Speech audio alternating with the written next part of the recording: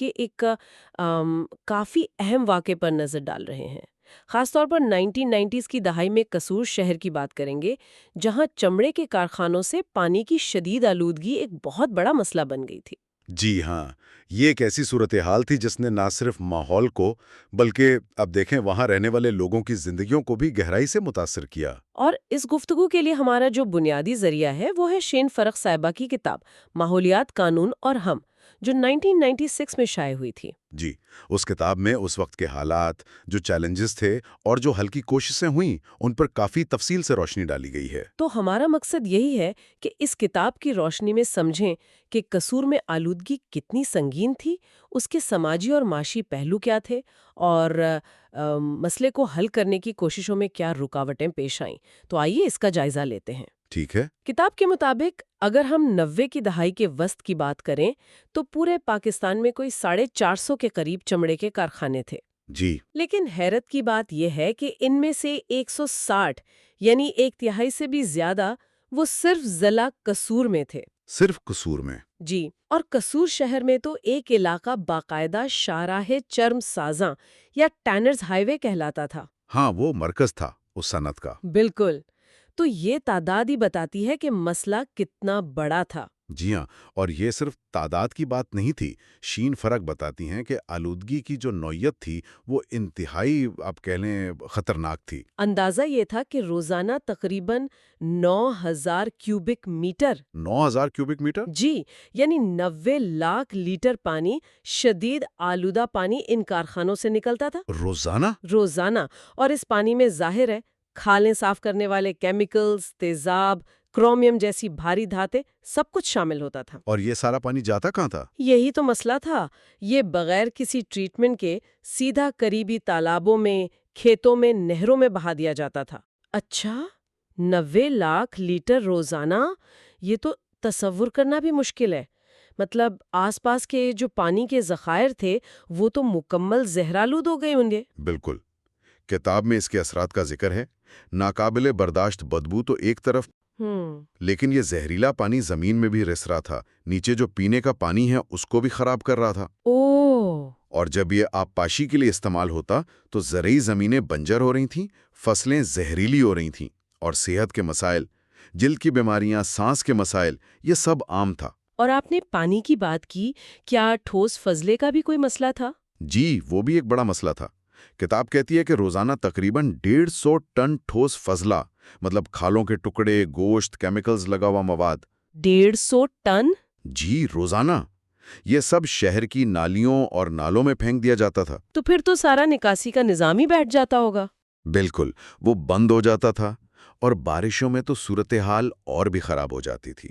سارا گندا پانی گلیوں میں، گھروں میں، مطلب ایک مکمل ماحولیاتی تباہی تھی۔ یہ تو بہت ہی بھیانک تصویر ہے۔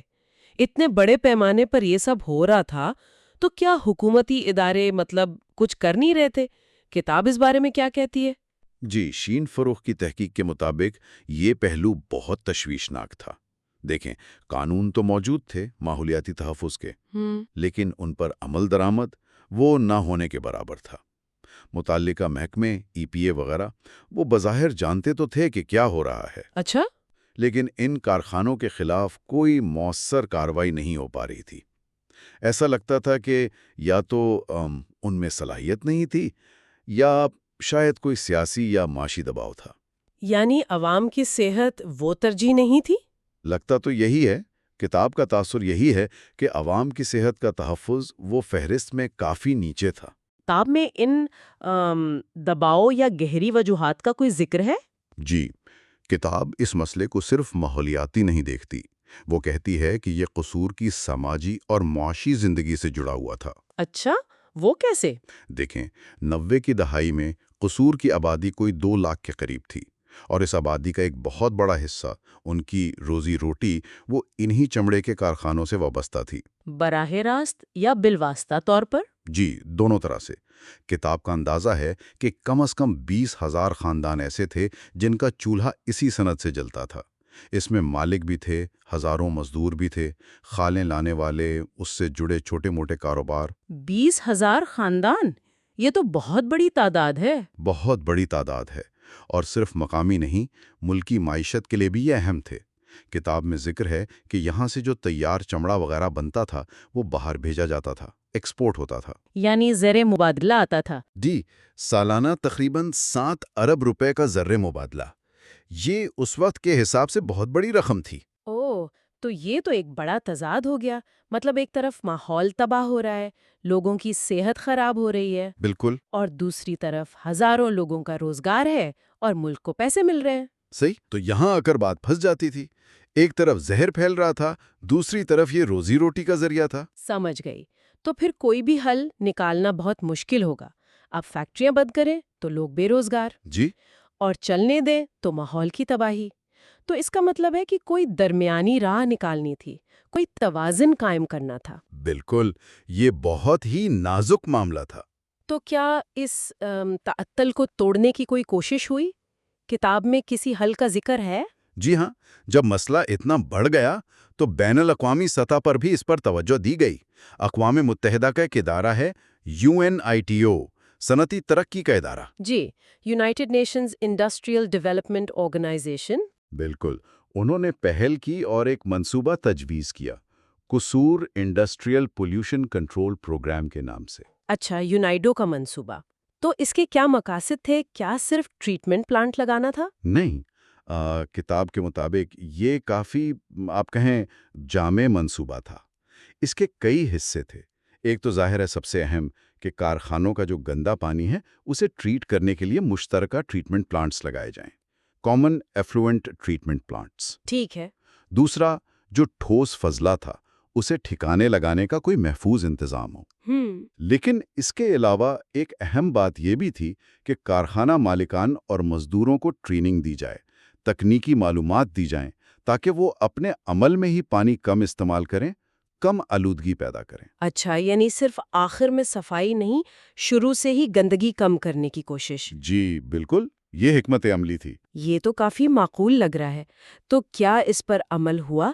یہ منصوبہ کامیاب رہا؟ اسی یونائٹڈ پروگرام کے تحت پھر اکتوبر 1993 میں باقاعدہ طور پر قصور ٹینریز پولیوشن کنٹرول پروجیکٹ شروع کیا گیا۔ ٹھیک ہے۔ لیکن کتاب بتاتی ہے کہ یہ شروع سے ہی مشکلات میں گر گیا۔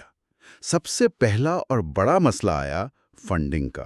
پیسوں کا؟ جی، اس منصوبے پر ابتدائی خرچہ اندازاً 10 ملین امریکی ڈالر آنا تھا۔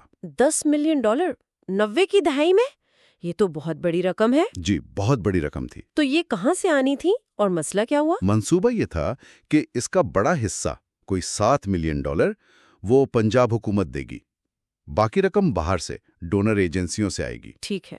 لیکن کتاب کے مطابق پنجاب حکومت جو ہے وہ اپنے حصے کی رقم وقت پر نہیں دے سکی، اس میں تاخیر ہو گئی۔ اوہ! اور اس وجہ سے منصوبے پر جو عملی کام شروع ہونا تھا وہ ہو ہی نہیں سکا۔ یہ پہلا بڑا دھچکا تھا۔ فنڈنگ میں تاخیر تو اکثر بڑے منصوبوں میں یہ مسئلہ آ جاتا ہے۔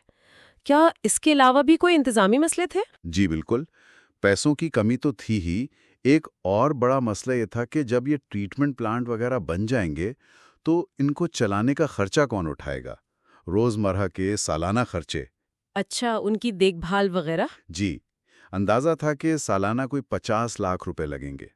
اب سوال یہ تھا کہ یہ کون دے گا؟ نہ تو ڈونر ایجنسیاں ہمیشہ کے لیے دینے کو تیار تھیں، نہ ہی پنجاب کی جو EPA تھی، ماحولیاتی ایجنسی، ان کے پاس اتنے پیسے تھے یا وہ یہ ذمہ داری لینے کو تیار تھے۔ یعنی منصوبہ شروع کرنے سے پہلے یہ طے ہی نہیں ہوا تھا کہ بعد میں اسے چلائے گا کون؟ لگتا تو یہی ہے۔ کتاب سے یہی تاثر ملتا ہے کہ طویل مدتی منصوبہ بندی میں کمی تھی۔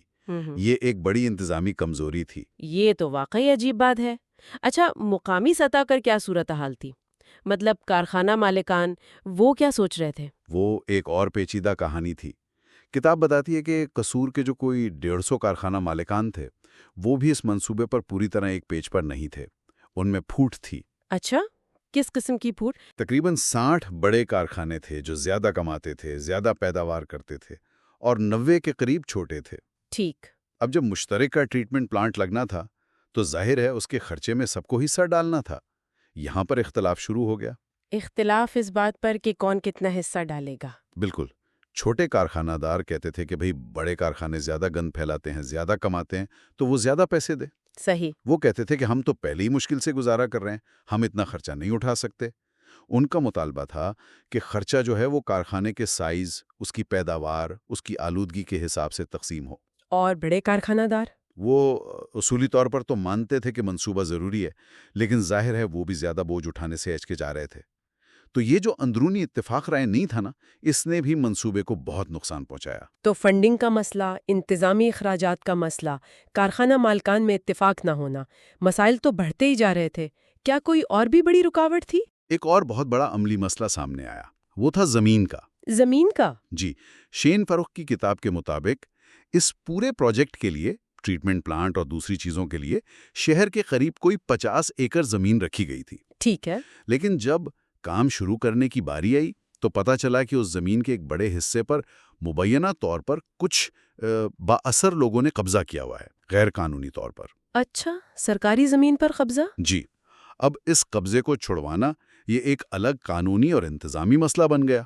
اس چکر میں بھی منصوبہ شروع ہونے سے پہلے ہی مزید لیٹ ہو گیا۔ یعنی ایک طرف بین الاقوامی ادارہ ہے، صوبائی حکومت ہے، منصوبہ بن رہا ہے، لیکن زمین ہی دستیاب نہیں ہے جس پر منصوبہ بننا ہے۔ یہ تو پورے نظام پر ہی سوال اٹھاتا ہے۔ بالکل، اگر ہم اسے ذرا بڑے تناظر میں دیکھیں نا، تو قصور کا یہ کیس ہمیں یہی دکھاتا ہے کہ ماحولیاتی مسائل کا حل صرف ٹیکنالوجی یا پیسوں سے نہیں ہوتا۔ شین فروخ کی تحقیق یہی بتاتی ہے کہ مالی رکاوٹیں جیسے فنڈز نہ ملنا یا دیر سے ملنا، انتظامی کمزوریاں جیسے مستقبل کے خرچوں کا پہلے سے طے نہ ہونا، اداروں میں رابطے کی کمی، اور مقامی سطح پر اتفاق رائے نہ ہونا۔ جی، مقامی اسٹیک ہولڈرز میں اتفاق نہ ہونا، اور پھر یہ زمین پر قبضے والی بات جو ممکنہ طور پر سیاسی اثر و رسوخ یا آپ کہہ لیں بدعنوانی کی طرف بھی اشارہ کرتی ہے۔ یہ سارے عوامل مل کر ایک اچھے بھلے ضروری منصوبے کو ناکام بنا سکتے ہیں۔ صحیح۔ صرف منصوبہ بنانا کافی نہیں ہوتا، اس پر عمل کروانے کے لیے یہ ساری سماجی، معاشی، انتظامی، سیاسی رکاوٹیں دور کرنا اصل چیلنج ہوتا ہے۔ تو ان سب باتوں کا خلاصہ کیا ہے؟ شین فروخ کی کتاب سے جو تصویر بنتی ہے وہ یہ کہ 1990 کی دہائی میں قصور کا معاملہ ایک انتہائی پیچیدہ، ایک کثیر الجہتی بحران تھا۔ جی، ایک طرف تو یہ خوفناک ماحولیاتی تباہی تھی جو صحت اور زراعت کو کھا رہی تھی، دوسری طرف ہزاروں خاندانوں کا روزگار اسی سے جڑا تھا جس کی وجہ سے سخت ایکشن لینا مشکل تھا۔ بالکل۔ سماجی، یہاں تک کہ قانونی مسائل میں الجھ گیا۔ تو کتاب سے تو یہی لگتا ہے کہ اس وقت اس کا کوئی آسان یا فوری حل نظر نہیں آ رہا تھا۔ بالکل، اور آج کے لیے جو ایک اہم نقطہ، جو غور طلب بات شین فروخ کی کتاب سے نکلتی ہے، وہ یہ ہے کہ قصور کی یہ کہانی، یہ کیس سٹڈی ہمیں آج کے دور میں صنعتی آلودگی سے نپٹنے کے بارے میں کیا سکھاتی ہے۔ خاص طور پر ایسی صنعتوں کے معاملے میں جو مقامی معیشت اور لوگوں کے روزگار کے لیے بہت اہم ہو۔ کیا آج بھی، 30 سال گزرنے کے بعد بھی، پاکستان میں یا دوسرے ترقی پذیر ملکوں میں ایسے منصوبوں کو اسی طرح کے مالی مسائل، انتظامی نااہلی، سٹیک ہولڈرز کے اختلافات اور زمین جیسے بنیادی مسائل کا سامنا کرنا پڑتا ہے؟ یہ ایک اہم سوال ہے۔ اور اگر ایسا ہے تو پھر قصور کے تجربے سے ہم کیا سبق سیکھ سکتے ہیں؟ کیا بہتر حکمت عملی ہو سکتی ہے کہ ماحول بھی بچ جائے اور لوگوں کا روزگار بھی چلتا رہے؟ یہ وہ سوال ہے جو یہ تاریخی جائزہ ہمارے سامنے رکھتا ہے۔ آج ہم پاکستان کی ماحولیاتی تاریخ کے ایک